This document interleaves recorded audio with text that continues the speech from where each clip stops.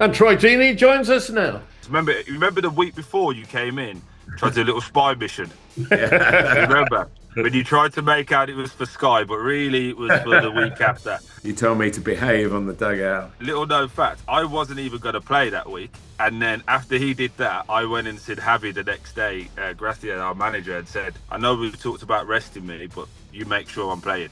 Hi gang, on the Joy of Football podcast today, Troy Deeney joins us in the middle to talk FA Cup and managers, which is basically what we're talking all the way through. We start off with, we need to talk about English managers.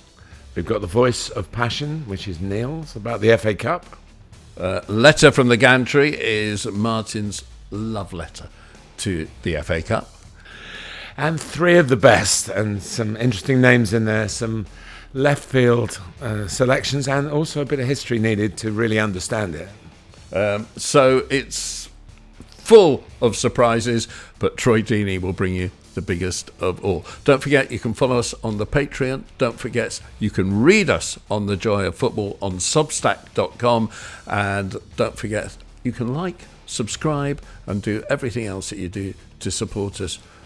Or you can just listen, watch. We want you to stay in touch. The Joy of Football podcast. With me, Neil Barnett.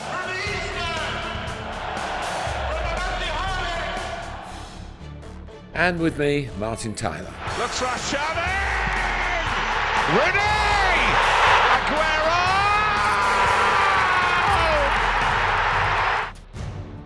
The Joy of Football. Hello. The Joy of Football podcast today is really surrounding three subjects. With Martin Tyler, of course, the greatest commentator in the world, and me, Neil Barnett. We're looking at the dearth of English managers, the FA Cup, and just the talk of now. Three of the best.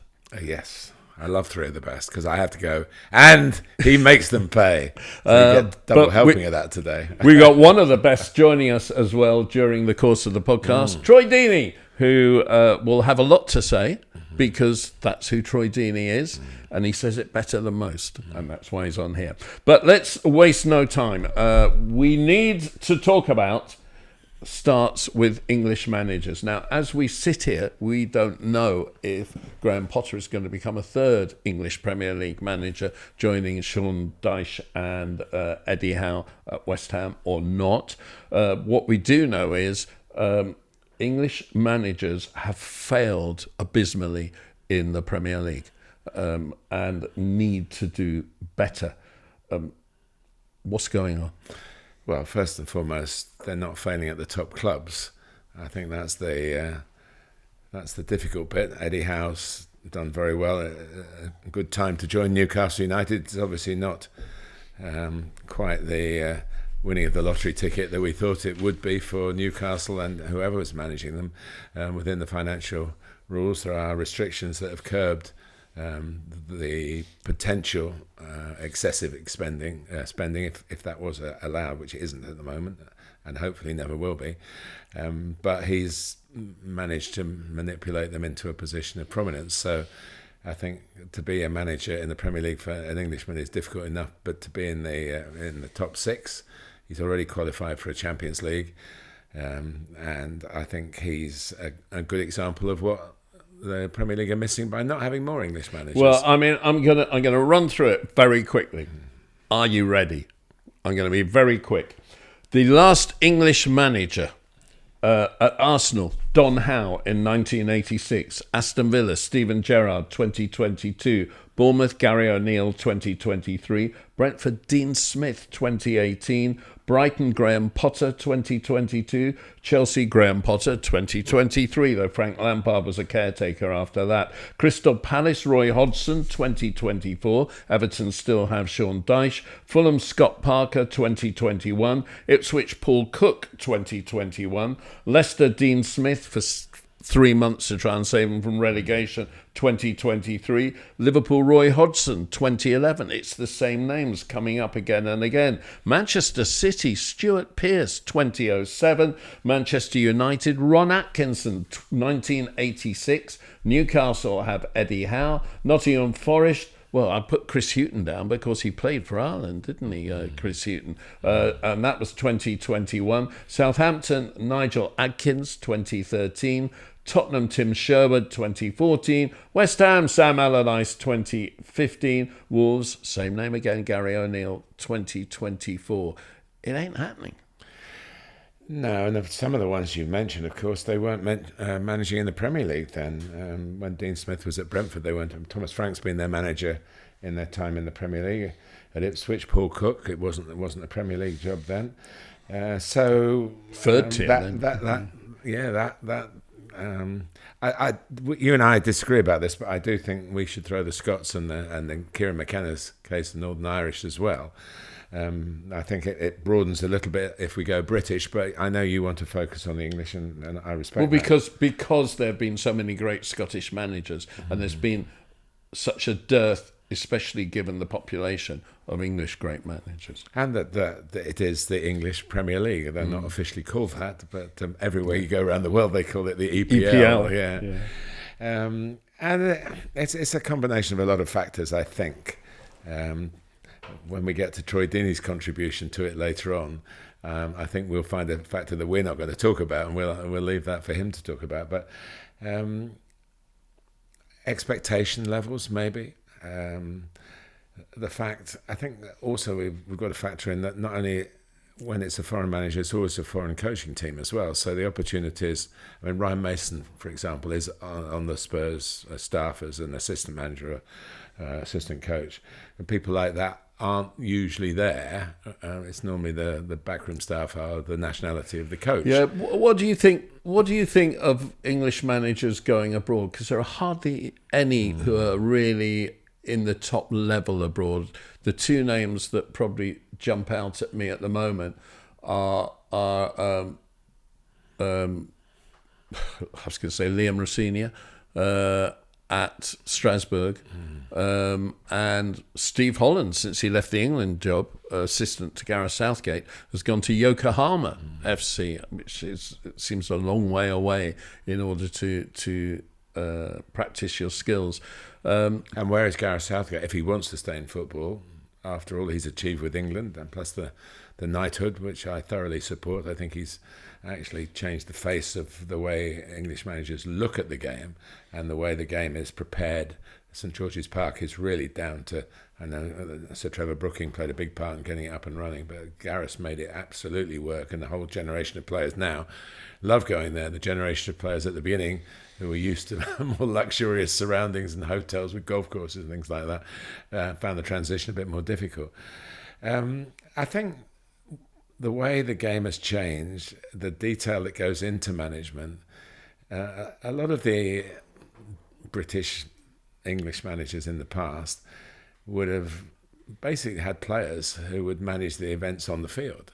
So the coaching element of it perhaps wasn't so important as it seems to be now. I mean, we don't really use the term managers anymore. No, they are head coaches. They are head coaches, yeah. If we look at the top six as they stand in the Championship at the moment, Leeds have Daniel Farke, non-English. Burnley have Scott Parker. Sheffield United, Chris Wilder, two managers who have already shown their credentials in the Premier League. Sunderland have Régis Le Bris as their coach. Can anybody, without wishing to be discourteous, tell me who the hell Régis? Well, he's from France. He's doing very well, and Sunderland are playing a fine brand of football. So I don't think we need to say too much more than the fact he's doing a very good job. And at Middlesbrough, Michael Carrick, who's the most interesting. He is, and I think Michael comes from the generation where there've been foreign coaches in his life. So whether his style of management has learnt, only Michael could tell us that, but he's a thoughtful footballer. One suggests, and I've seen him do his interviews, I've known him since a youth team player at West Ham, but haven't known him so much as a manager, that excuse me, that he could be the one to, if you like, break the mould, re-establish, make this generation of his generation of players more appealing to the ownership. But the owners are foreign. I think that's one of the big stumbling blocks at the moment. So they're more likely to look globally. It's a global game. and therefore the English coaches have got to compete with coaches from all around the world. Do you think that English coaches are innovative enough? Well, I'll give you one example who's not known for it, but I promise you is Sam Allardyce, who was way ahead of the game in terms of using data, having a staff of varying skills, dietitians and psychologists, everything that probably we expect to be provided by the influx of coaches, Sam was doing. And he mixed up his football a bit more than people give him credit for as well. And I think he did what I always felt was the main tool of management, which is to make the best use of the players that you've got. And not go in. I do get rather frustrated with the philosophy. Oh, he will fit our philosophy. Well, hang on a minute. What about the ones that are there already that don't fit your philosophy? You're going to reboot the football club and get rid of people because they don't fit your philosophy. Play to the strengths of the players that you've got. And I think that's gone away a little bit. And we see players being discarded. At the higher level, they can do that. But at lower levels, I hear it in non-league football. Well, his philosophy is this, so he's going to get a job because we like the philosophy. Well, hang on a minute. Has he got the tools to do the job? I think that management has to be more flexible. And I think Sam Allardyce was. And I don't know what his personal view is about ever going back into it again. But I think he's got a presentation that would impress any ownership, foreign or otherwise. Well, I mean, people forget because he's linked with direct football and Kevin Davis kicking everybody up in the air, that he signed JJ Okocha was just one of the world greats, and Yuri Djurkaev, World Cup winner, and Herrero from Real Madrid, and just players who wanted to play football as well as ones who stuck it up. But there was so much thought, and Sam was very good with us commentators about talking of preparation. He would let us in on his secret. I remember doing a game, I think it might have been at Leicester when he was manager of Bolton, and he said, Kevin Nolan's going to stand in an offside position, but we know that what we're going to do, he won't be offside.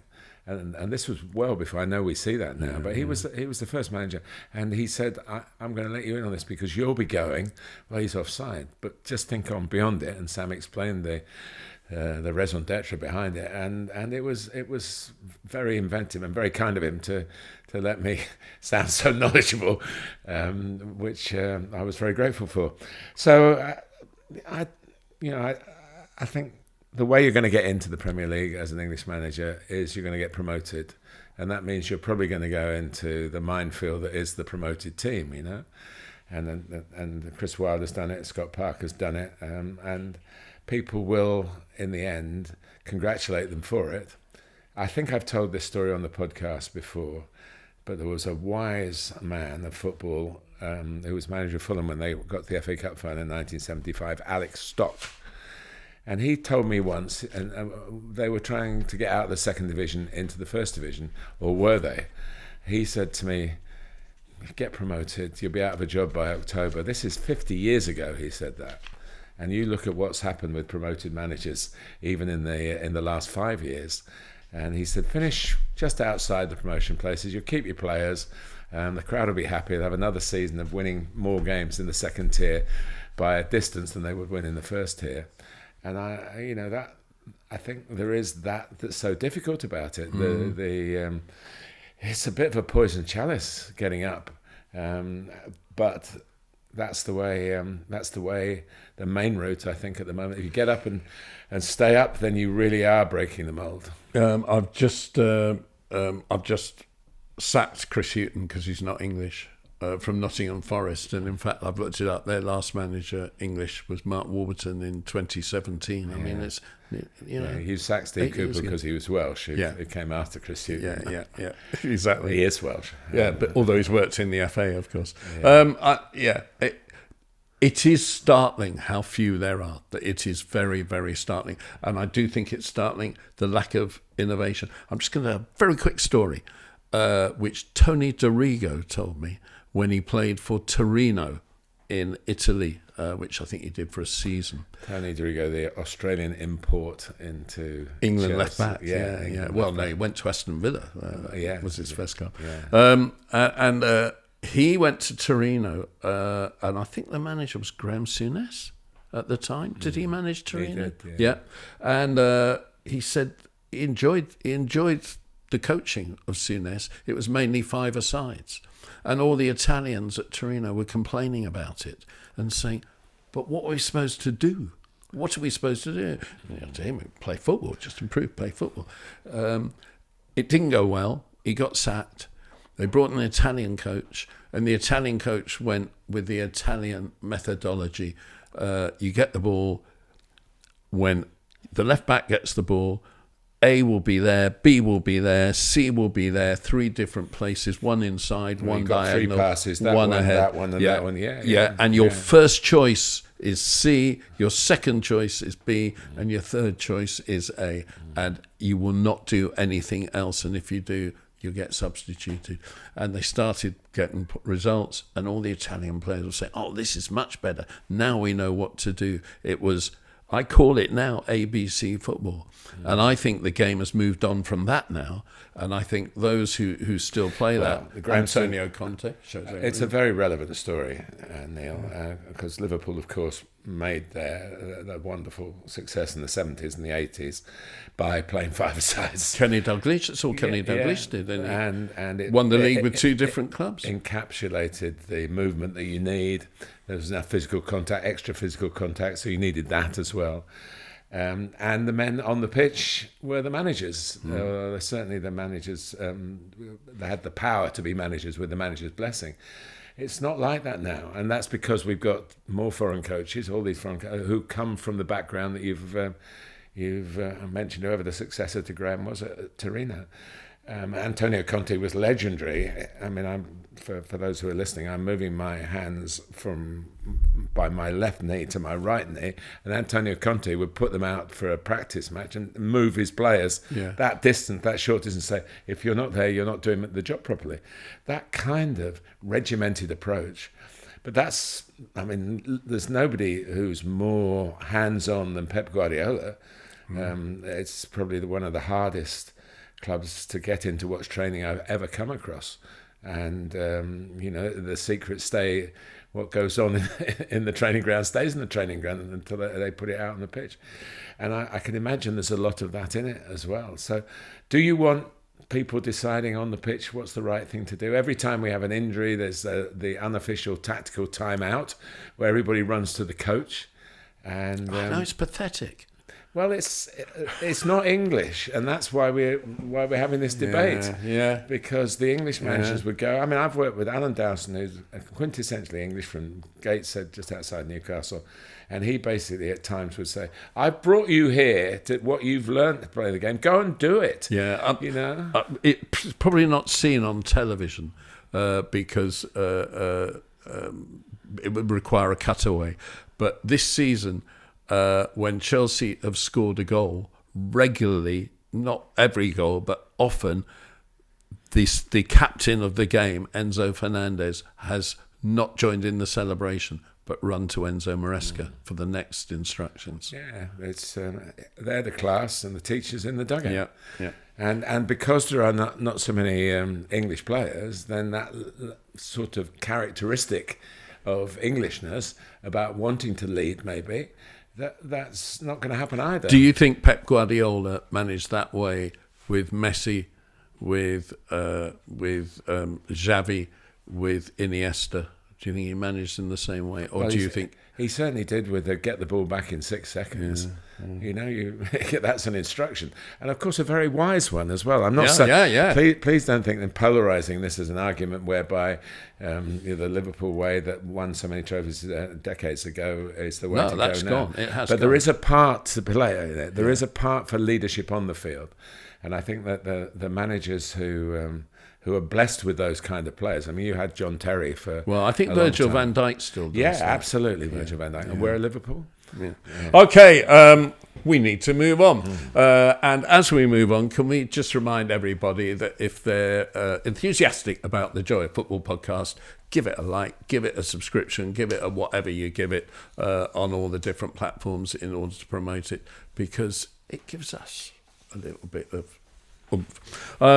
Next segment is Voice of Passion, which of course will be followed by Voice of Reason. But not always, because sometimes I do agree with Neil, and I like to think there's a big place for passion. If there's one quality, I think it's not quite the word passion, to be, for young commentators who might tune into this thinking there'll be the odd word of wisdom, the one word is energy. And passion comes with energy. If you broadcast with energy, you won't go far wrong. Voice of Passion.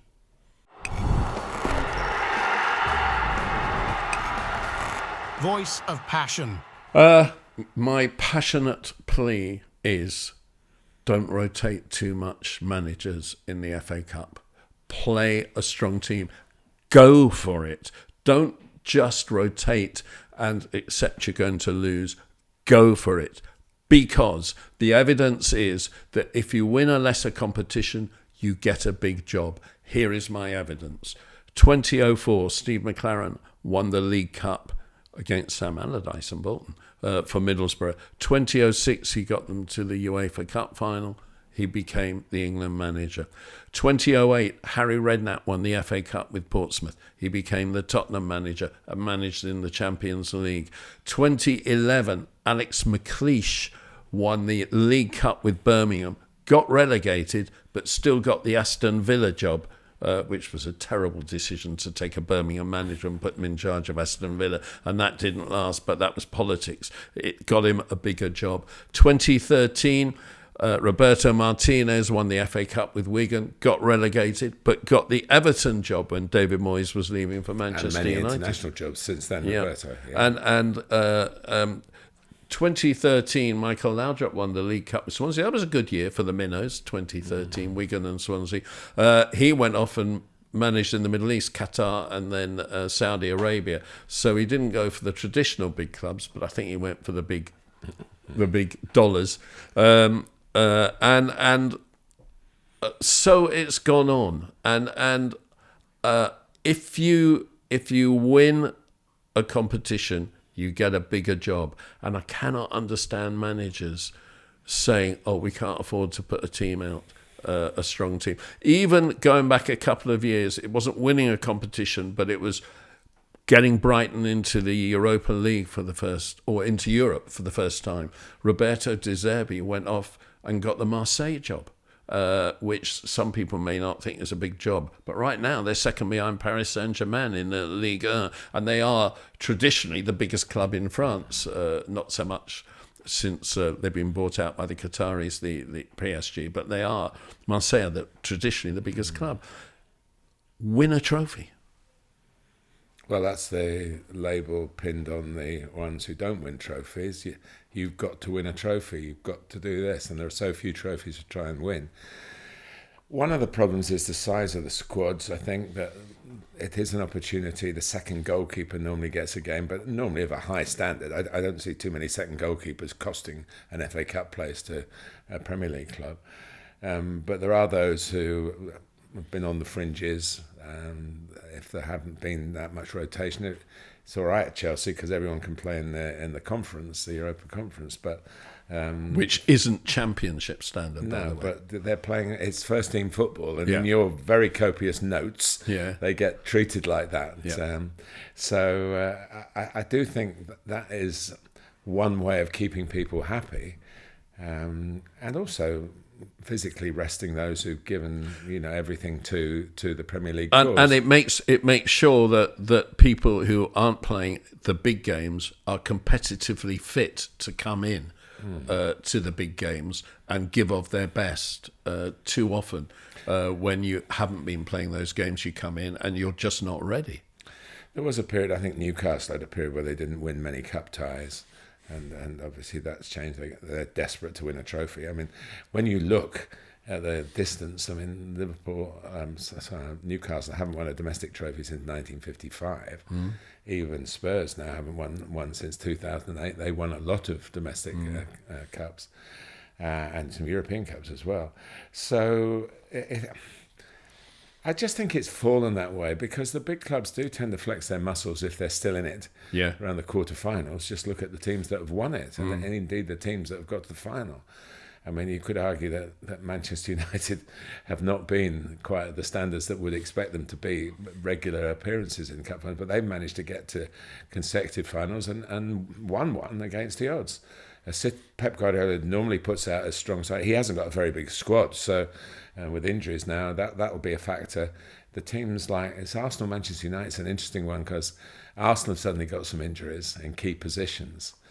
And Manchester United are desperate to try and get into something that I would imagine trying to get the right team for Amorim. That's another game, whatever the competition he wants to play to get his formation right. Best chance of getting into Europe, isn't it? United. It does look that way.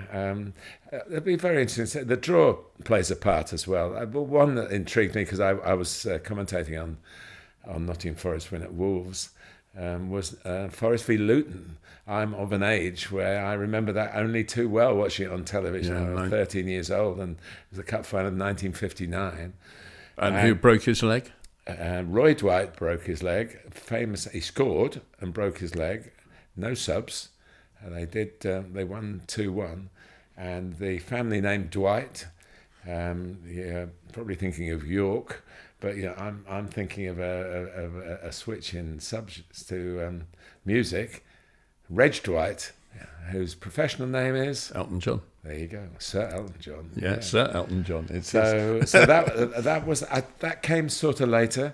And funny enough, when I started in non-league football, we shared a ground with a club called Tooting and Mitcham, and the manager of Tooting and Mitcham was Roy Dwight. Oh, really? Yeah. And so I heard a few stories. And by then, Reg Dwight had hit the music scene. Good old-fashioned English names, Roy and Reg. Yeah. What a good family. Play your strongest teams. Right, we're going to hear from Troy Deeney in just a few minutes. But before that, we're going to move on to Letter from the Gantry by Martin Tyler. Letter from the Gantry. Thank you, Neil. As always, a powerful introduction.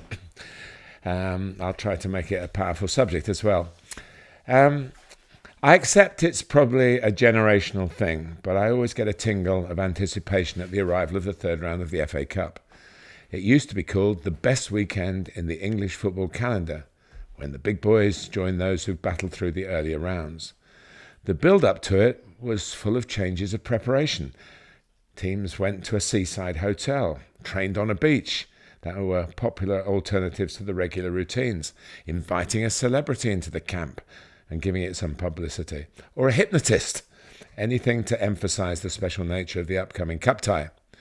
It used to be a full week of build-up after the festive fixtures, particularly before New Year's Day became a public holiday in England, which it wasn't for the first 30 years of my life. Once it was added to the football calendar, football took the opportunity to put on a full set of games on January the 1st and follow the example of Scotland. It didn't happen this year, incidentally, because of the way the other matches have been scheduled in a different year. And this year it's no longer the third round of the FA Cup on the first weekend in January, which has been really in all my lifetime. And the excitement of earning a money-spinning replay for the lesser lights, that's also gone from the entire competition proper, starting in the first round proper. So fewer fixtures, less publicity. It is the world's oldest football competition, and those who've been messing it about should hang their heads in shame.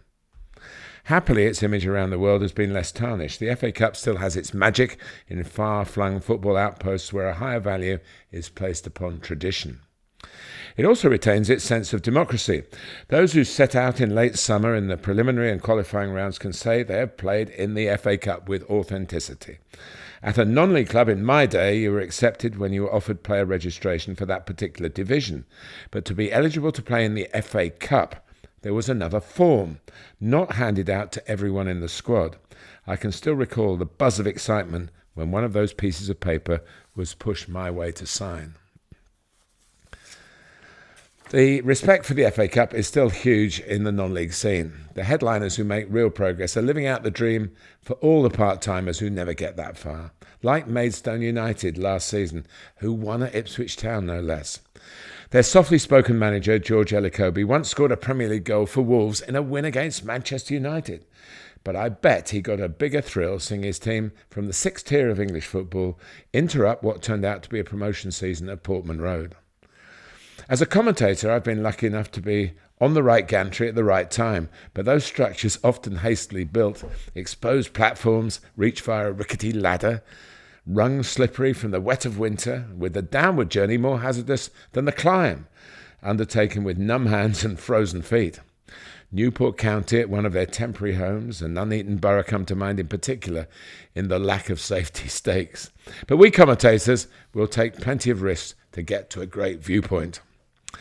But is the danger to the rich and famous on the pitch, which is still the core of the FA Cup? Back in 1980, Manchester City had the colourful Malcolm Allison as manager, the legendary keeper Joe Corrigan in goal, and in midfield, Steve Daly, at the time the most expensive signing in English football. Their third-round tie sent them to Halifax Town of the old 4th Division, League Two now. It remains one of the biggest upsets I've ever commentated on. On reflection, the pitch was unplayable, but the presence of TV cameras was a much rarer event back then, and I think the officials perhaps wanted some screen time. Halifax won 1-0. The goal scored by Paul Hendry to national acclaim. At the time, Paul had a 2-year-old son, Lee Hendry, who would go on to play in an FA Cup final, no less, for Aston Villa, and with whom I've shared commentaries at Sky Sports. His dad's FA Cup third-round winner against Manchester City was discussed and will be discussed every time we meet. You do also remember the games which didn't go ahead. In January 1991, the attempt to settle a third-round tie between Nottingham Forest and Crystal Palace was foiled on 3 separate occasions, with 3 different weather problems. I can't recall the exact order, but it was fog, frost and puddles on the City Ground pitch. Forest eventually got through, knocking out the losing finalists the previous season, and went on to be their successors, losing to Spurs at Wembley. It was the closest the great Brian Clough, who won virtually everything else, came to being successful in the FA Cup. I commentated on Forest's recent win at Wolves on the 50th anniversary of Brian's appointment. I was also at his first game a couple of days after that appointment. It was a third-round FA Cup tie, a replay. Forest were languishing in the second division, the Championship nowadays. At White Hart Lane against Spurs, the Cup Kings of the day. Forest won 1-0. Cloughie was off to a flyer. For me, it's now 6 years since my luckiest day at this stage of the football calendar. As assistant manager, I was in the home dugout at the club I've supported all my life. Woking's reward for coming through 5 qualifying rounds, a home tie with Watford. If losing 2-0 can be part of a perfect day, this was it. A decent display against Premier League opposition. Fantastic camaraderie between the two clubs, and being told, Martin, behave, by Troy Deeney when I appealed too enthusiastically for a throw-in that clearly wasn't ours. Troy came off the bench to score within moments of his rival, actually. Watford went on to the final, with lots of Woking backing along the way, and we won promotion to the National League. Happy days when the joy started in January. Well, that's Martin's letter, and Troy Deeney talked about in it. And Troy Deeney joins us now. Yeah, I was telling the guys the story, Troy, of how you told me to behave on the dugout. And you're the first person since my mum to have done that to me. And of course I did. And you went on and won the game. No, I always have nothing but respect for you, sir. You know that. And you're a legend in this game. And obviously to work not only in the same facility, but to play against you guys. Remember the week before you came in, tried to do a little spy mission. Yeah. Remember when you tried to make out it was for Sky, but really it was for the week after. I remember. Yeah, and no, it was a great day. It was lovely. I remember, especially at Woking, we used to play in pre-season, didn't we? For Watford, we had an early pre-season game, so I remember going there a few times. I never used to play in those early games, but I was, trying to lose the summer fat, we'll say. But I indulged a bit too much in the summer. But I remember that FA Cup game specifically because you was there, because of the interactions with you leading up to it, and I'm a little bit mischievous, shall we say, at times. And your centre back, if I remember correctly, Martin, did he not come on BBC Radio 5 Live and tell me he was going to bash me about? Is that right? Ben Gehring. Yeah, I'm right in thinking that, aren't I? You're absolutely right. Yeah, because little known fact, I wasn't even going to play that week. And then after he did that, I went and said Javi the next day, Gracia, our manager, and said, I know we talked about resting me, but you make sure I'm playing. And he put me on the bench and said, I'll give you 10 minutes unless we really need to. And as it turned out, we had a good team. We put a good team out, and we did need to, because you guys did really well. And there was a little scary moment just before I come on. I think you had a couple of chances from corners and a few shots. And I remember the gaffer saying to me, like, just go and end this for us so we could all relax. Which he and did. I said, all right, no problem. And then in your whole career, did any centre back ever bash you up? Oh, yeah, you had a good few fights, 50-50s. But I think I'm trying to be respectful here. I think what like Ben and the guys don't understand is that I came through at Charlton Town that was even lower than Woking. So anything they could try and do, I was doing that at 15, 16. So, when I'm now training every day and I'm playing in the Premier League and I'm physically stronger, I still know all the tricks of the trade. So for me, that part was quite funny, because I don't think when he said that, obviously he was trying to stir the game up, which is fine, but I don't think he understood my background. And I remember him after this, 'cause I remember giving him his shirt, Martin, and he said to me, am I allowed to swear on this or not? Yeah. Yeah, he said to me, fuck me, you're strong. Because I remember he ran into me to give me a shoulder to shoulder, and I was very strong. That was my game. And he just kind of bounced off me, and it was like running into a wall. And I said, oh, thank you. That's kind of my thing, yeah. But it was a great day, wasn't it, Martin? Everything from your manager and Javi having a glass of wine after. And it was just, for me, it was everything what English football's all about. It's an opportunity for a lower league team that have earned the right to be there to have a massive day. Again, they'll go, it was some people will listen, it was only Watford, but it was a Premier League Watford that ended up getting to the FA Cup final that year, by the way. We won't talk about that. But we did well. We were established in the Prem. And it's a massive day for a lot of those guys. They got to exchange shirts, got to say they shared the pitch. Some of them now be watching the match of the day going, oh, I played against Will Hughes. Yeah. Do you know what I mean? Or watching me on there. I remember when I played against him. And you have stories for lifetimes that, the non-league's hard. It is hard, that circuit. 1-year deals, not massive money for a lot of these guys. Every game could be your last game if you get injured. And there's a lot of travel, a lot of sacrifice. So I always just appreciated it. And I'm a little bit disappointed with the FA that we've got away from the replays early on, because it creates these stories and these moments in time which we all grew up on.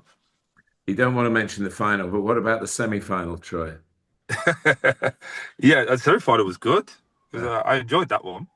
To be fair, do you know what? Like, we will talk about the final, but just before I go into the semi-final, I was talking to my nan the other day. She's it was her birthday on January 1st. She's 79, and we were just talking about life and whatever. My granddad's passed away, and she said to me the best day of her life was seeing me at FA Cup final. She's only been to 2 of my games in her whole life, semi-final and the final. So she's been to two different types of games. She said seeing you walk down and introduce royalty to all of your players and stand there was the best day of my life, because she grew up under the Queen and the monarchy and that.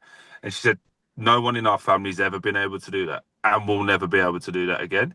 But I was able to witness it. So for me, even though the final as a result was awful, I've done things in my career that I never knew was possible. I used to be a builder 18 years ago. Like, this is all fairy tale stuff. So, yeah, sorry, going back, that's a little bit off piece. I apologize, but going back to the semi final, it was because I can't even remember who it was. Man City had somebody that they should have beat. Maybe it was Palace, I think, and we got Wolves, and it was always dubbed whoever won that one was going to play City. It wasn't a case of whoever. You just didn't want to get City in the semi final when they did the draw. Um, and yeah, the game itself was quite nip and tuck. I played pretty well in that game, just if memory serves me right. But it was nip and tuck. But they were quality, that Wolves team. Obviously, you see what Nuno's doing now. They had Jota, they had Jimenez, Traore, Neves, Moutinho. It was a proper outfit, and they did a number on us. But I remember at 2-0 down, and again, I'm already banned from Mexico because they don't like me there. But when he put that fucking mask on, I was like, okay, you're getting it. And I remember like we brought Deulofeu on, and that goal that Deulofeu scored never gets the credit it deserves. It's one of the best goals I've ever seen live. The audacity to try that at Wembley when we're 2-0 down. The way he just flicks his foot and it just goes into the far corner. And then weirdly, I didn't realise that my penalty was in the 90th minute. It felt like we still had 10, 15 minutes left. We all just got this sense of belief that, oh, we've got them here. Because if I don't know if you remember it, Martin, they kept taking everybody off. So they took Jota off, they took Jimenez off. They started taking all their big players off, just defending, because it was just barrage after barrage. And it just felt to us like we had 10, 15 minutes left. And I felt like I had loads in the tank. And then obviously that's the only time I've shit myself taking a penalty, I'll be honest with you. Everyone says that it's only the big teams that win the FA Cup now, but 2 years after you got there, Leicester got there and won it. Do you think that the not big sides in the Premier League should take the FA Cup more seriously? Yeah, and I think what you're starting to realise now is that a lot of the managers or coaches, as we have to call them now, are taking it more seriously because the likes of Arteta now has to win something. Ange Postecoglou has to win something.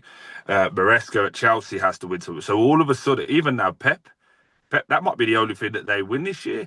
So all of a sudden, everyone's taking it more seriously. And what will happen is, though, if the draw's lucky, because you do need luck to get there, let's call it as it is, you are in a situation where you hope that the big teams, like Arsenal got Man United this weekend, you hope one of them, they'll not want each other out. And then you hope next time, I don't know, Arsenal get Liverpool and then they'll knock each other out. And as it goes up, progresses up, you hope that you can just go below the surface. But for like Tamworth, I'm going to the game on Sunday. Like Tamworth getting Spurs at the Lamb is perfect. Everything that the Spurs don't like is horrible pitch. It's on a slant. They've got a long throw. They're really good at set pieces. It's just set up that this is the game that, you know, we're all watching at the weekend going, oh my God, Tamworth got into the fourth round. I think it's brilliant. I'm disappointed that all the other ones are at like I'm at Man City, Salford. Now, if that was at Salford, that'd be a good game to watch. The other way around, I think when it's at the nice pitches, it just kills the guys. You can't play for a replay now. Not that it would be difficult for someone to do that, but not impossible in the past. And I think you made the point about replays. It does seem that you've come from deep values in the game, and you've still got the FA Cup in a proper position of its merit. You know, you still value the tradition, the excitement, the unpredictability of it. But we do seem to be squeezing it into a schedule that is not being run by people who feel like we do about it. Yeah, and that's on us though in media journalism to really showcase it. Really go. I do get irritated by doing the same crappy stories, and you're the same. Mark, you've been doing this a lot longer than me, but just doing these crap stories about the same people. I don't care if Mohamed Salah signs a new contract or not. Don't care. That this week it's got nothing to do with that. Let's go and see what the guys at Tamworth are doing. Go see what the guys at Salford are doing. Let's give them the proper respect that they deserve, because this is massive for them to get there. They've been on a journey just to get to here, but we don't do it. We talk about all the same nonsense, and it's like, oh, is Mark Guehi going to go to Chelsea? Okay, brilliant. Even if he does, he was there before. The job's done. It's boring, and for me, I think it's a little bit of it goes into life as well. We've lost respect for who and what we are as a country. Personally, again, not going to go too deep into it and make it about politics, but who we are, what do we stand for, what are our values? That's just gone out of life, and as you know, it's started to go out of life, started to go out of football and sport and athletics altogether. You've led us on to something. We had Carlton Cole on a couple of weeks ago, and we were talking about the difficulties of getting jobs on the grounds of race. But he came to us and said, hang on a minute, it's not race, it's nationality that he feels he's penalised, or the coaches of your generation, his generation, penalised because English coaches are not. We're waiting on whether Graham Potter goes to West Ham, but as we speak, there's Eddie at Newcastle and Sean at Everton. Whereas I did a comparison with Portugal, 18 teams in their top division, 16 of them have got Portuguese coaches. But they're owned by Portuguese owners as well. Well, there's a difference. So I understand. It's a real difficult subject, right? So you talk about race, you talk about nationality. I like to go, well, if we know, because I was raised like, if you're black, you got to do things better. That was just how I was raised, right? The scale is slightly tipped in the other favour. That was what was preached to us. But my dad used to say, if the scales are tipped, so what you got to do? You've got to work a bit harder to lift it and lever it. And I think the same now with management. The perception of English managers over the years is, rightly or wrongly, is that we are lazy. We do 5 days a week. We have Wednesdays off. We have Sundays off. And in the new, this is how football used to be run. And that's the perception. And the perception now is that the Spanish guys or the guys off the continent are now, they live it, they breathe it. They're up and down the touchline. They look the part as well. They speak the part. They can speak multi languages when you've got all these different nationalities now in Premier League and in the Championship. So it's on us, isn't it, to be better? If the scale is like that over the next 10 years, then I think Colton's point is true. But when I'm on these courses at the moment, like the LMA course, there's not a whole load of English guys on there. I'm on the course with one of Lopetegui's guys at the moment. He's in a job in the Premier League, and he's still on my course. When we get jobs, the English guys, job done. We don't. And Martin, you've been around. How long have you been around? How many of them go, when they don't need a job, they're speaking to you all the time? Sorry, when they haven't got a job, they're speaking to you all the time. Mate, can you help me get in here? I need to get on this. Can you get me in there? The second they get a job, they stop talking to everybody. And then they go, and then it falls back, and they go, "Oh, I'm back again now, Martin. Hi, mate. Can you get me on Sky, please?" Yeah. It's like, we've got to do better. And I'm not naming names, Troy, but you're right. You are right. The thing is, what I say, mate, normally is right. Just people don't like to hear it. So, do you see anyone in and around the game who's English who you think could have a bright future? Because mate, there's loads. Yeah, sorry, go on, please. Sorry. I was just going to say, even when you look down in the Championship, the two English guys leading the fight for promotion, two guys who have been in the Premier League and not pulled up any great routes, Scott Parker and Chris Wilder. Yeah, I'd throw Klebs in there, though. I'd throw Tom Cleverley in there. Look, I think we have to be careful, because David Moyes got... West Ham. Let's use West Ham as a perfect case study, right? West Ham moved on from David Moyes because they wanted a new brand of football, sexy football. It's going to be all of this. All they did was got a Spanish version of David Moyes. That's all they did. Yeah. They got exactly the same person, just with a nicer name. That's it. Lopetegui rolls off the tongue a lot better than Moyes, doesn't it? And that's all they do. They've spent 200 million to get 4% more possession. Yeah. It's what we've got now is we're in a situation where the lads who are in, and the lads like myself, hopefully, that get back in and can work and do it, we have to change the narrative of what that looks like, whether that be the way that we speak. By the way, even that, and I'm going to both of you now. How boring is it when you hear a post-match interview? You can basically write it already. No one's coming with any colour or any life. No one's actually telling the truth. That's why Ange Postecoglou is getting so much grief now, because he's actually saying the truth. He's fed up. Fabulous Sorry. to have had you on. Sorry, I can talk for hours. I apologise. Can I just say, as a Chelsea man, good luck to Tamworth on Sunday. I wish you all the best in supporting them. And Troy, I'd like to say that was genuine, but I don't feel like it was. I want to put this on the podcast because we've known each other quite a long time, and I've seen the way you've worked at being a media person now. Nobody works harder. You are trying to do whatever that's from your background or because you're just the way you're made. And good luck to it all. And if I need any help, I'll be coming to ask you. I'm pretty sure you will never need my help. But lads, anytime I can help out, you got my number. Just drop me a message, and I'll be more than happy to be there. Thanks for today. Man. Thanks. Best of luck. Look after yourselves, guys. Good luck tonight. Yeah, can't wait for that drive. See you later, gents. Bye-bye. Cheers. Thank you.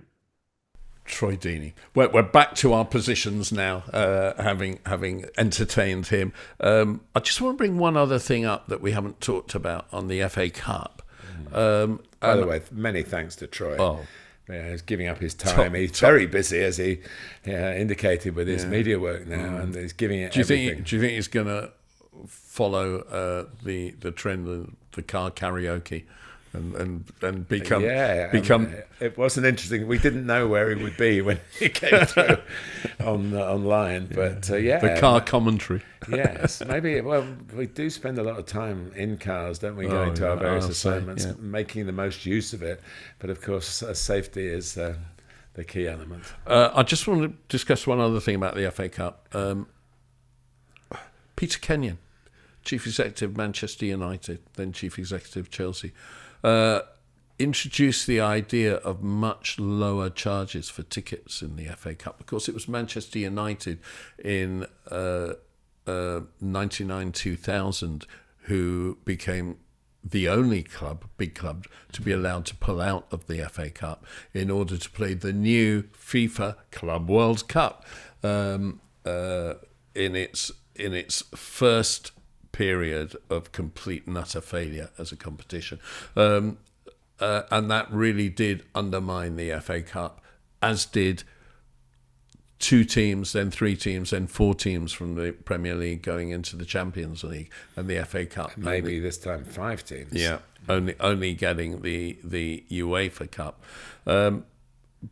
But in all that, Peter Kenyon introduced at Manchester United the idea that you have lower price tickets for the FA Cup. And as a result, the big clubs, which have followed suit with that, sell out in the third round. Generally, you get full houses at the top Premier League clubs. Well, there are certain aspects to this that I don't approve of. Really, because it comes from the fact that with your season ticket, you only get the Premier League games. Yeah. Instead of buying a season ticket that gives you a number of cup games, because anything that's a draw during the season, you have to. It's the luck of the draw, really, isn't it? But certainly, when you bought season tickets, I believe I've only ever bought a season ticket for Woking, and they've got issues now with the trophy. I'm going to go and watch a game in the FA Trophy. £5 general admission, and it's £21 for adults for a National League game. Because if they were in the season ticket, if it was part of the season ticket, they get a much bigger crowd, and people don't go. I mean, these days, if you're taking a family, it might be £50, £60 to go to one game. It's not part of your season ticket. So, in getting more, they kept the prices of the season ticket and gave you less football. So of course they should be doing that. Yeah, but it has worked. It does get a different crowd in. It gets more kids in. The FA Cup more than the League Cup, because the League Cup's an evening trophy, and even the early stages of Europe, where it often happens now, it's still an evening. You're event. a season ticket holder, and Chelsea are at home to Morecambe. What's the pricing to go in there? Well, my season ticket is a corporate one, so I get it for nothing. My other and my You don't son get the season ticket for nothing. No, my You other get- you my get the the game game. for My son's season ticket is I can't remember now. I think it's 30 quid probably for adults and as opposed 21 quid for concessions per game. Oh, this season it's probably about £55 a game for a Premier League game. I know. On the other side of it, Tamworth have had some criticism for putting up their prices. They're playing Spurs, and I can't remember what we did at Woking. I think it was pretty fair. We certainly took into account the regulars who, and we wanted to sell out but make some money as well. We did sell out for the Watford game, but I felt a bit that I could see Tamworth's point of view. How much did Woking make from that run through to the third round of the FA Cup? Specifically, I can't tell you, but when Alan Dowson was asked to leave the club, there was £500,000 in the bank. Most of that came from the FA Cup. Right. There's not anything in the bank at the moment. I believe, though. I'll be careful what I say on this, but it was very lucrative. But we'd been through a lot of rounds to get there. We won at Torquay, we won at Swindon in the first and second round. So some of it was you do get an away pot from with the FA regulation and prize money, money as well. But that's nothing for the top clubs. The prize money is small change, isn't it? Right, coming up is stoppage time. 3 of the best. Don't forget, please, if you're enjoying this, like it, subscribe to it, and do whatever else you have to do that I wouldn't know about, and Martin would know even less about. Right, ladies and gentlemen, and everybody else, 3 of the best! And he makes them pay. 3 of the best. He's made them pay, and that completes a wonderful hat-trick. Young player, old player, player. Who's your young player this week? Yeah, I'm going for Archie Gray.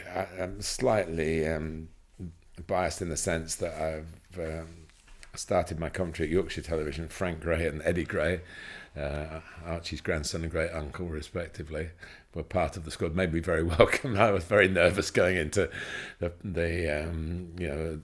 the big league, so to speak, with a club like Leeds United being the main focus of the clubs in the Yorkshire Television area.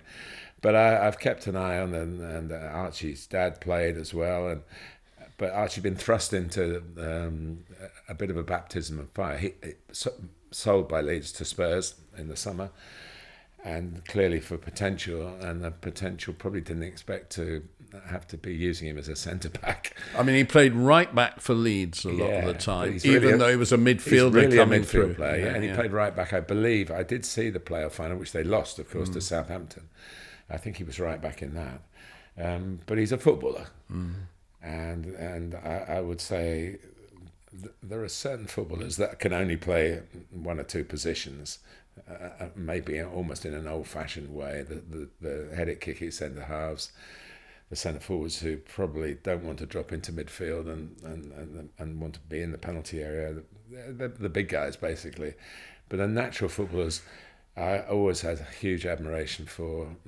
It was as if they were born with those gifts, and coaching didn't really come into it. I'm sure Archie will tell us stories of being in the back garden with members of his family.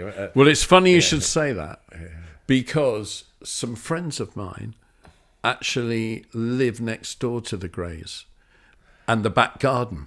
Oh, really? And there are 4 brothers. I genuinely didn't know this, by the way. There are 4 brothers. 2 are still at school. Yeah. And they all go out in the garden of an afternoon. Well, not Archie now because he's down south. Yeah, he's got and a they big play garden, and they hasn't he? play football. And they're forever knocking the ball over into my friend's lovely. garden and coming round and knocking on the door and saying, "Please, can we have Even our if you've football made back?" that up, Neil, that's as it should be. No, it's honestly, it's totally true. Yeah. Well, anyway, I think he deserves a pat on the head. It's been tough. Obviously, Not the in results Leeds, haven't been about great. 20 miles north of Leeds. Yes, but funny, Frank Gray managed Woking for a while, which was a really left field appointment for a player who played on the left side of the field as well. Right, my young player is Manchester United's Manuel Ugarte, and the reason I've chosen him is because he's the latest Uruguayan. I thought he had I thought Liverpool 2 and Manchester United 2 was a really good game of football. It kills me to say it, of course, but I thought it was really entertaining. The second half was sensational. Yeah. And I didn't think Ugarte was fantastic. He was rejected by Paris Saint-Germain, which is why Manchester United have got him. They sold him to him. But I thought he was good, good enough on the day. But we talk a lot about Croatia, and rightly so, because it's such a small population, about 3 million, and they keep getting to World Cup semi-finals and everything. But Croatia are simply the European version of Uruguay, because Uruguay is a population of 3.5 million. They won the World Cup in 1930, the World Cup in 1950, got to the semi-finals in 54, 1970 and 2010, and they've been to the quarterfinals since then, and they keep doing it, and you know, you've got Federico Valverde, who is one of the best midfielders in the world at Real Madrid now. Luis Suarez has been one of the best forwards in the world for the last 10, 15 years. Not anymore, but Edison Cavani the same. Diego Godin has definitely been one of the best defenders in the world over the last 10, 15 years. And they just keep bringing these people up. Ronald Araujo at Barcelona, Jose Maria Jimenez at Atletico Madrid, Darwin Núñez, Diego Forlan, won the Golden Boot. I was going to mention Diego Forlan because he is one of the most genuine people I've met in the football world. He's the most convivial, companionable person who will come and have a chat about anything in any language, pretty much. And I see he's playing tennis now, isn't he? He's not finished with wanting to have a sporting career. It's just a lovely person, and it's an amazing story. I was. By the way, I don't like him. Oh, he scored against Chelsea. I interviewed him. A few years ago. It's impossible not to like him. I interviewed him a few years ago in New York. In the promoting of summer tours of Premier League clubs and big European clubs over there, and he was ambassador for Manchester United. No, he wasn't. Brian Robson was an ambassador for Manchester United. Must have been for Atletico Madrid at this event. And I brought up 2003, I think it was, 2002, 2003, when Manchester United knocked Chelsea out of the League Cup, and he got a late goal and also beat us around 2 weeks apart in the league, and he scored in that as well. And I told him I didn't like him. And the first thing he came out with was, well, of course, in the Coca-Cola Cup. God, I forgot it was called that. Yeah. And he had complete total memory of both goals. Top guy, wonderful English, top guy, utterly entertaining. And I don't like him. And can I just throw in one more name? Uruguayan, Gustavo Poyet, who just lit up the Premier League in the 1990s and early 2000s. Chelsea and Tottenham, very rare. He's still here, isn't he? Just lives up the road. Great top bloke. You say, and it makes now, I've been doing these comparisons with Portugal, with the Portugal coaches I've been commentating on. Portugal's population less than 11 million. Yeah. Ours is 55 million. Yeah. So we'll do the maths there.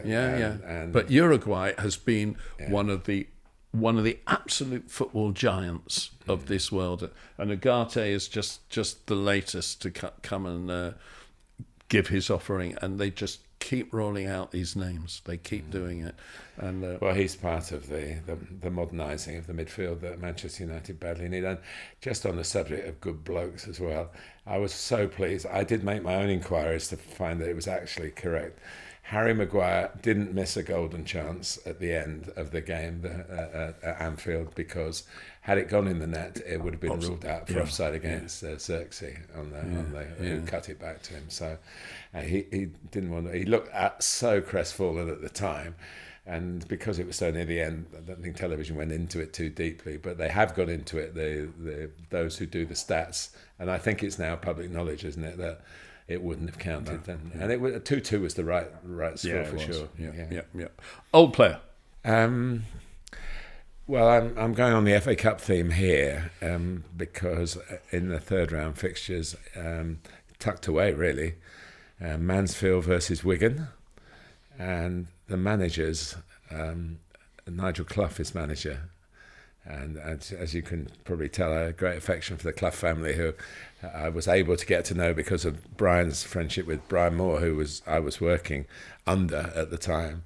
And so I met Nigel when he was 7, I think. They came to the studios and used to sit in the dugout when Brian was manager of Brighton. And has developed into a man that his late dad would be so proud of.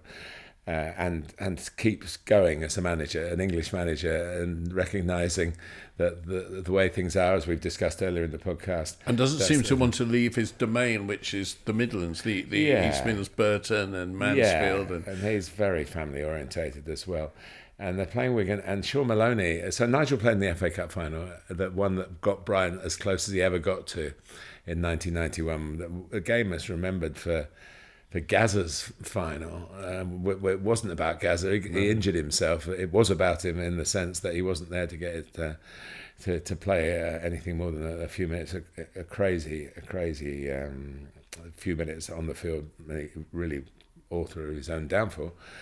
And what I remember most about it, and I was commentating on it, was that the winning goal for Spurs was from Des Walker, an own goal. Yeah. And Des Walker, who was a wonderful, you'll never catch Des Walker before Kyle Walker even got in on the act. You know, that he was a sort of using that previous phrase. He was you'll never beat Des Walker. He's so quick. And he was a wonderful defender for England and for Nottingham Forest. But he was a boyhood Spurs fan, which we all knew about at the time. And of course, the very last thing he wanted to do was win an FA Cup for Spurs the way he did. But Nigel played, and they're playing Wigan, and Sean Maloney is the manager. And Sean Maloney played for Wigan in the 2013 final that you've referred to with Roberto Martinez. I believe, if memory serves me right, he took the corner that Ben Watson headed in to beat Manchester City in one of the hugest upsets that the FA Cup has ever seen, particularly at the conclusion of it. So those two, with a bit of real FA Cup final pedigree, I hope they get, with all the fact the FA Cup doesn't draw that much publicity. In days gone by, if this had happened 40 years ago when I was doing reports and previews for the St. Greavesy programme thing, we'd have got those two together had that happened, if you see what I mean, if the history was the same as it is now. But I guess it might make a paragraph or two in the previews, and I hope a couple of interviews. They're both very articulate men, and it'll be a good old battle. I'll be looking out for the result of that one. My old player is a team of 11. Oh yeah, this is fascinating. By the way. And this is the 1979 Fulham side. On Boxing Day, I saw Fulham win at Chelsea for the first time since 1979. I was there in 1979 as well, unfortunately. In fact, I think it was that more than anything that led to me falling ill and missing the last podcast. But I'm going to just race through the Fulham team of 1979 because it's just incredible. I couldn't believe it when I looked at it. And this was a second division game, now a championship game, in 1979, because Chelsea were down there and Fulham were even further down. Right, in goal was Perry Digweed, Chelsea season ticket holder all his life, and still now, but then Fulham goalkeeper. And later a goalkeeping coach as well at a very good level, yeah. Gary Peters, right back, who played over 400 games in the Football League and went on to manage at teams like Shrewsbury and Reading and Fulham, in fact. Centre-backs were Richard Money, who got a transfer to Liverpool, and Tony Gale, Sky Sports commentator, who won the league at Blackburn, the Premier League at Blackburn, and is a West Ham legend. Left-back Les Strong, who is still doing hospitality at Fulham today, one of the great entertainers. I think he must live at Craven Cottage because his whole playing career, or most of his playing career, was there. And he's a great fun guy to be around, Les. Yeah. Right wing was Peter Marinello. Peter Marinello was signed by Arsenal in about 1970. He was a teenager with long hair, very good looking, and he was clearly meant to be Arsenal's version of Alan Hudson, who was wowing everybody in midfield for Chelsea at the time. He was rubbish. And he was supposed to be Arsenal's version of George Best because he was a right winger.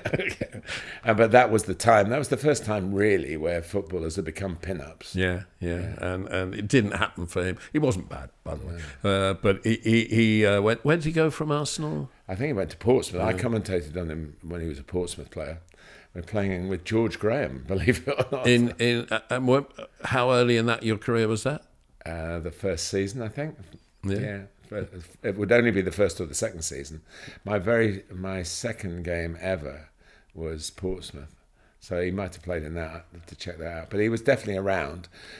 Portsmouth were in the second division and had no money, so I'm not quite sure how Peter and George ended up there. Centre midfield Terry Bullivant is still working in football now. I see him all the time. He's always at Woking games. He's the director of football at Sutton United. And he's a true football man. Who have just been in the Football League this season. Yeah. And, he's brilliant football bloke. He was brilliant bloke. He was the kind of midfield player that everybody wanted to be. Neat and tidy, saw a pass, made a tackle. And made a lot of tackles. And had a very good career. And obviously is totally in love with football still. Yeah. Kevin Locke, midfield, who went on to have a long career in management, often as an assistant manager to David Webb. He was the West Ham, supposed to be the successor to Bobby Moore at West Ham. And it was a big ask, and he wasn't quite in that category. But he played a lot for West Ham as well. Yeah, so they bought Mick McGibbon, my mate. From Sunderland instead. John Beck played as well, who became associated with the long ball game. And at the kick-off, the players at Cambridge United, he did fantastic. Cambridge United got to consecutive FA Cup quarterfinals, I think. I saw a game at Arsenal, and Dion Dublin was playing up front, and they had these percentage things that if they had the kick-off, it went back to the midfield player, and there was an advertising board up near the corner flag in the other half, which was the target. If the Cambridge player would try and get there, but he knew he had to run. They marked it out before and said, that's the board, that's where you're going to angle the ball. So he did very well. He was a very cultured midfield player as a player, but as a coach, pragmatic was a kind word. And the two forwards, Chris Guthrie, who I don't really remember. Yeah, I do remember Chris. His brother, Ron Guthrie, played for Sunderland when they won the FA Cup famously in 1973 as a second division team. Chris was a big man and from the northeast of England. And I think didn't have the best of luck with injuries, but he certainly was one that was never short of a club. Yeah, and the other one was the Welsh international Fulham legend, Gordon Davis, who actually got transferred to Chelsea after, I think he became their record goal scorer for them and had a very good career. Known as Ivor. Yeah, because he was Welsh. Had a very good career. Top bloke as well. Yeah. And he went into, when he retired, he formed a pesticide company and went around clearing rats and mice and things out of houses and what have you. Had a very good football career in that. It's a bit like Francis Lee and the waste paper business. Yeah. But yeah, Fulham 1979, quite a team full of character. Hate them. Was that a second division game? Yeah, it was. Yeah. I'm warning you now, next week I might do the last Ipswich team to beat Chelsea before New Year's Eve, which was in 1993. That's pretty painful as well. Your player this week? Yes, I mean that's probably given me a lot of cause for thought, really. But I like to bring a story from the Gantry, really, because I'm still going to Gantries, and the last game I did was Wolves 0, Nottingham Forest 3. And it was the third successive away clean sheet for Forest. It was obviously a sixth consecutive win. 297 plus 90, 387 minutes. I had 297 on my notes before the game. So 387 minutes without conceding a goal. And the goalkeeper who has made this happen, is Matt Sells, who was actually playing his 50th league game in England. But 14 of those were for Newcastle United. Nobody remembers that except the Geordie fans. I think they were in the Championship then. So his Premier League football has been with Forest. And of course he's coached by one of the few goalkeeper coaches that the Premier League's ever seen, Nuno Espirito Santo. The game was 2-0 at half-time, and Forest had played in their attacking side of the game, had done what they do. They played the two wingers, Anthony Elanga and Callum Hudson-Odoi, both of whom have sort of stepped down. But hang on a minute, the clubs that they've stepped down from are below them in the league table now. Yeah, I'd have Callum back at there. Yeah, and then Chris Wood with Morgan Gibbs-White playing just behind him. So Morgan Gibbs-White scored, set up by Elanga. Chris Wood scored, set up by Hudson-Odoi.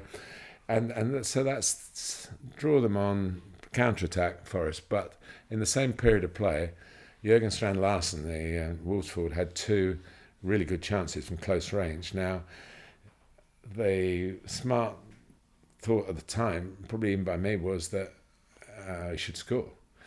But Sells got in the way of them, and all right, maybe one hit him, but he radiated calm in these difficult situations. And I must say, you know, the defensive side has been mentioned at Forest because of the good record of clean sheets, but Mads doesn't get as much credit as I think he should do. So he'd be up there with David Raya for me as the Premier League best goalkeeper of the season. He really would. I mean, it's interesting that Forest have been through so many goalkeepers in this period of getting promotion and buying a team every transfer window. And they've had they've had Matt Turner, who's now at Crystal Palace. They've had Dean Henderson, who's Keylor Navas. Yeah, Keylor Navas. And Vlachodimos. He's gone to Newcastle. Yeah, he played a few games as well. Yeah, and he came in, you know, Espirito Santo, and said, I don't fancy any of these. And it was him who went out, I think, and got Sells. And he's been terrific. Really terrific. And in his first full season of Premier League football, he's played a huge part in where Forest are today, which is amazing. 40 points used to be the survival, and it's been less than that, hasn't it? Yeah. I think people are realistic now because of the difficulty of the newly promoted clubs adjusting. So, but to get to 40 points from 20 games when Forest have been in that since promotion, they're being, well, what do we get to survive if we said the points deduction last season? It's amazing, and Nuno carries it off with great dignity. He never got a bad word to say about the opposition. He did have a bad word to say about the referee at Brighton. I was very close to that incident in the front of the press box. It was right in front of me, and he took his punishment like a man, and moved on. And to do what Leicester did, I think might just be beyond them. But to get into the Champions League would be horrific. Brilliant. And Brian Clough, 50 years on from him joining the club, will be looking down saying, well done, young man. I'll tell you what, when they win the league, I'm a Nottingham Forest fan now for the rest of the season. When they win the league, that'll do away with so many issues because we'll have an ex-goalkeeper, black manager winning the league, and we can get on with our life with diversity. Because I think ex-goalkeeper. I know you don't really think ex-goalkeepers can be coaches. No, it's just they're very, very, very rare breed. Ex-centre forward doesn't. Brian Clough was a wonderful centre forward. So what I do think, and Nuno is the exception to this, I do think attacking players become defensive managers. Yes. And defenders become more attacking managers. Yeah, I agree with that. Yeah, because you know what what you were worried about when you were playing. You'd be worrying about your own defence while trying to score goals at the other end. And Brian talking about the Forest goalkeeper now is a tribute really to the man who brought Peter Shilton to Nottingham Forest and gave Mark Crossley a career which he still dines out on, and but makes plenty of money dining out on it, I think, as well. Yeah. My player this week is Liverpool midfielder Alexis McAllister. Everybody's talking about contracts, and Salah and Van Dijk and Alexander-Arnold, and everyone's talking about all the players, especially Gravenchurch, because he's the same nationality. Gavin Burke, yeah. Graven Church. You're getting confused. Yes, because he's the same nationality as the manager, and he's come good. And he's done very well, yeah. Alexis McAllister is the new Kevin De Bruyne. He is with De Bruyne struggling for fitness, he is the best brain midfielder in the Premier League, and he is. Brighton bought him as a teenager for $9 million from a team in Argentina, and they sold him to. He had a buyout clause, so they sold him to Liverpool for £30 million. It's a whole family of McAllisters in Argentina, aren't they? I think they all played in one game. He did a nice interview, Alexis, about his family background, because everybody thinks it must be some sort of British connection. I think there's a bit of Irish and a bit of Scottish. I think it's Scottish, yeah. I think it's more Scottish. But I saw him play several times for Brighton, and he is a gifted, thoughtful genius. I really think he is, and his passing, his weight of passing, he's not that athletically gifted, but he's De Bruyne, yeah, Modric, and he is coming up to that level now. 26 years old, he is coming up to that level, and I think one of the secrets of Liverpool's success this season is he is at a different level to most people who are playing, and he's not a number 10. He is a midfielder, and he is making in a 4-2-3-1. He's playing alongside Gravenberch, and he is making Liverpool the oil and the fuel and the electricity that they are. Salah would be my Premier League Player of the Year, obviously, at the moment, but McAllister maybe really. Of 2025, we have a Super Mac.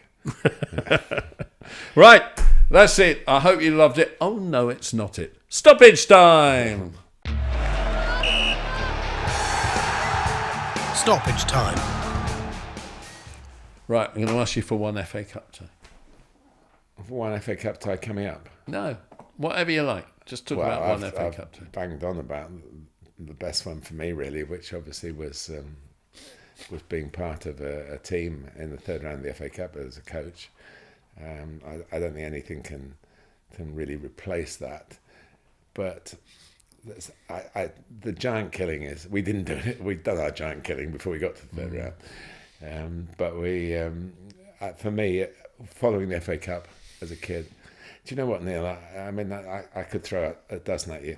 I remembered the other day when we were sort of talking about this, the first football match I think I was ever aware of, I was in my granny's house in Surrey, and the radio was on, and it was the 1952 FA Cup final between Newcastle and Arsenal.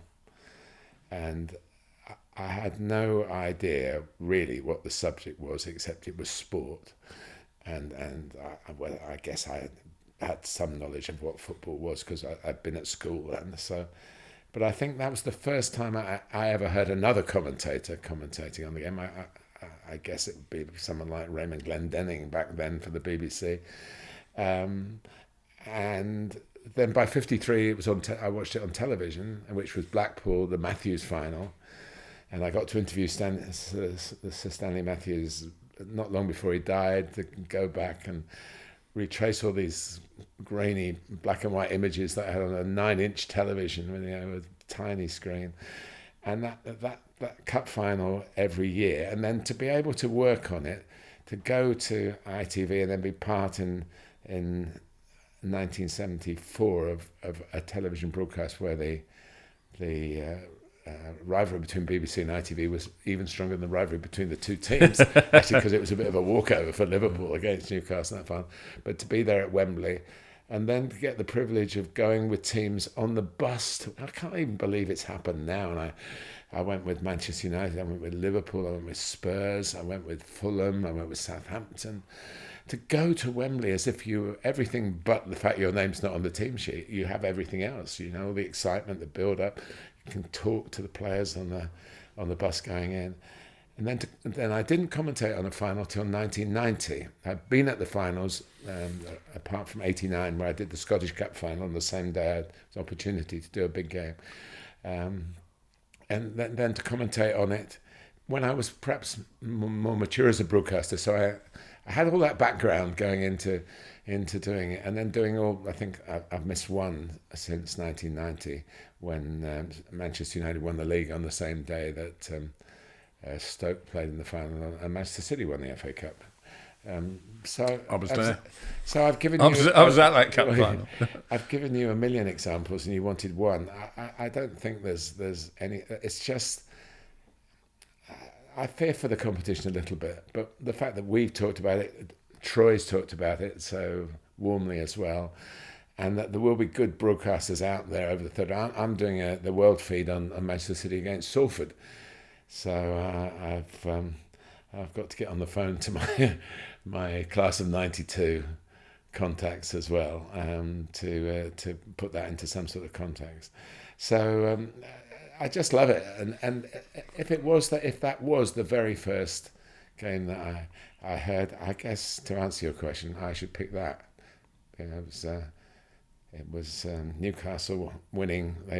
They were FA Cup winners that year, and in 1955 as well. But they haven't won anything domestically since. No. So maybe the circle is about to be completed. You never know. Well, I'm gonna pick just one. Third round of the FA Cup in 2021. Chelsea 4, Morecambe 0. What a great occasion for Morecambe, except it was COVID. So the ground was empty. And now, 4 years later, Morecambe have got to the third round for the fourth time in 5 years. And they've drawn Chelsea again. And this time the ground will be full. Yeah. I wish it was the same players. Yeah. For Morecambe, yeah. But I wish. Do you not wish it was the same players for Chelsea? A little bit. But what an occasion! What an occasion! I've never been to a game at Morecambe, but I believe the club make their own meat pies. If that's true, then Morecambe, you should have the right to remain in the Football League forever. Well, what they could, of course, was earn to replay, and you could have gone to Morecambe to sample the pies, but that ain't going to happen. Not because the difference between the sides, the rules don't allow it. The regulations have changed, and life has changed. And if this has been a bit of a homage to the past of the FA Cup, I can only apologise for that. It's still got its own life, even with the restrictions, even with the different dates, even with the fact that every game has to be decided on the day, which has its own excitement, don't get me wrong. I did get, now not under the Sky umbrella anymore, I don't get my games in advance, but kindly somebody who has the power to offer this said, make yourself available for the FA Cup final at the end of the season. So that's one game, God willing, that I do know that I will be doing. And I will be counting the hours when it comes close. I'll see you there. I'll be in the crowd. Come on, Chelsea. From Martin and me. Cheers. Try. Thanks for watching, listening, whichever one you've done. And don't forget, you can get involved on the Patreon. Don't forget, you can read us on The Joy of Football on Substack.com. Martin, Troy Deeney, just such a great player and captain for Watford. He's been a manager now for a few controversial weeks. He's obviously now into commentary and the broadcasting. Would you rather have him as your centre forward, your manager, or just at your next party? As my centre forward, because there's nothing better than playing, and I'm sure he's finding that out now.